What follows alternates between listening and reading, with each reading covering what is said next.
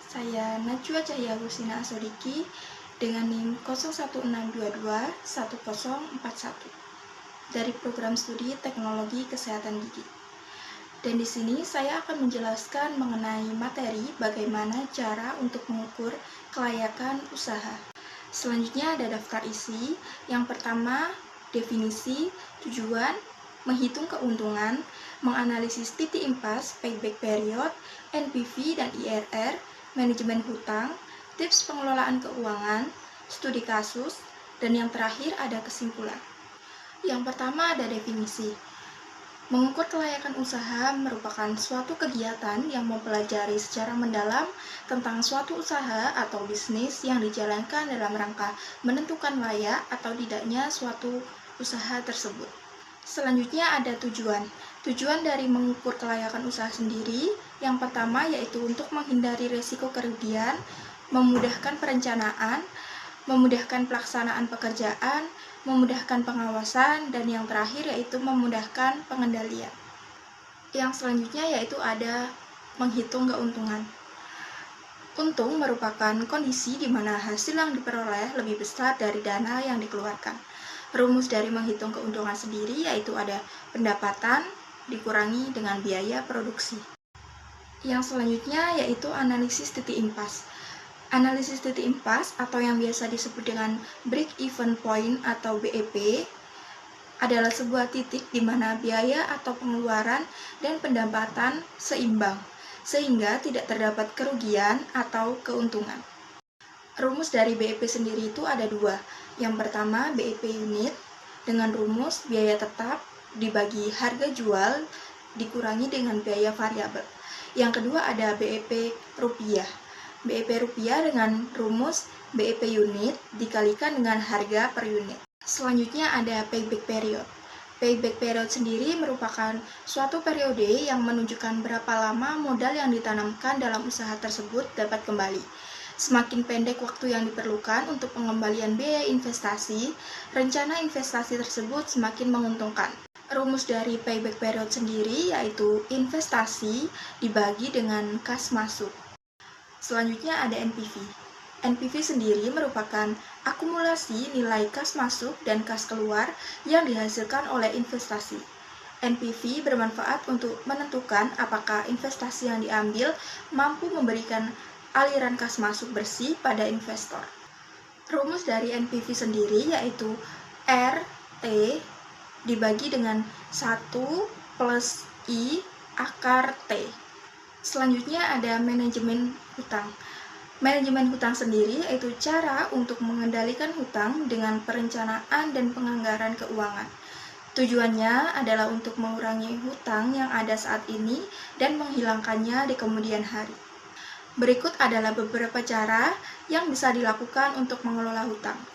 Yang pertama, yaitu dengan membuat rencana pengelolaan hutang sendiri. Yang kedua, dengan mengikuti konseling kredit. Yang ketiga, menyiapkan uang untuk membayar hutang di awal. Yang keempat, mengevaluasi jenis hutang. Yang kelima, dengan membuat rencana anggaran yang realistis. Yang keenam, yaitu mempertimbangkan strategi konsolidasi utang. Yang ketujuh, mempertimbangkan negosiasi pembayaran. Dan yang terakhir atau yang kedelapan, yaitu dengan mempertimbangkan strategi pembayaran tambahan. Selain ada beberapa cara mengelola utang, yang selanjutnya ini ada tips pengelolaan keuangan. Yang pertama yaitu pencatatan dan pembukuan keuangan usaha.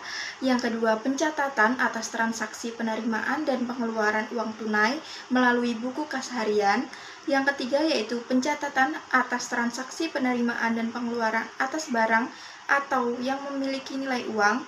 Yang keempat atau yang terakhir yaitu pengolahan data catatan ke dalam proses pembukuan untuk penyusunan laporan keuangan dalam bentuk neraca dan laporan laba atau rugi.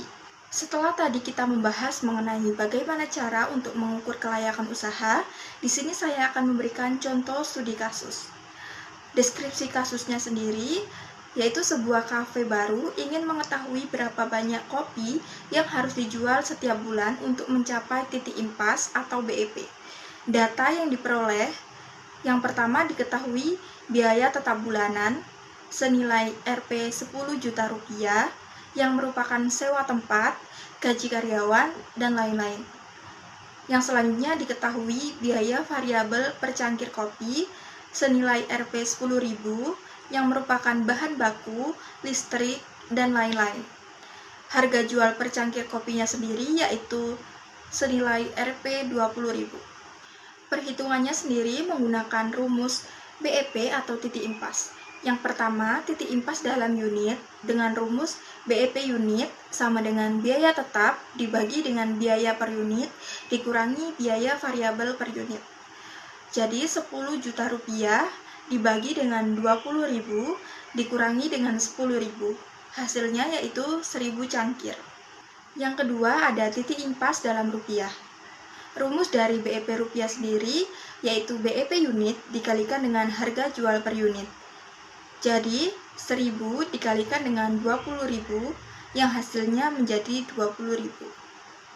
Penjelasannya yaitu kafe harus menjual 1.000 cangkir kopi setiap bulan untuk mencapai titik impas atau BEP, di mana total pendapatan sama dengan total biaya. Yang terakhir ada kesimpulan. Hasil studi kelayakan usaha pada prinsipnya dapat digunakan untuk beberapa hal. Yang pertama, yaitu untuk merintis usaha baru. Yang kedua, untuk mengembangkan usaha yang sudah ada. Dan yang terakhir atau yang ketiga adalah untuk memilih jenis usaha atau investasi atau proyek yang paling menguntungkan. Sekian penjelasan mengenai bagaimana cara untuk mengukur kelayakan usaha. Semoga dengan penjelasan tadi dapat bermanfaat bagi kita semua. See you next time.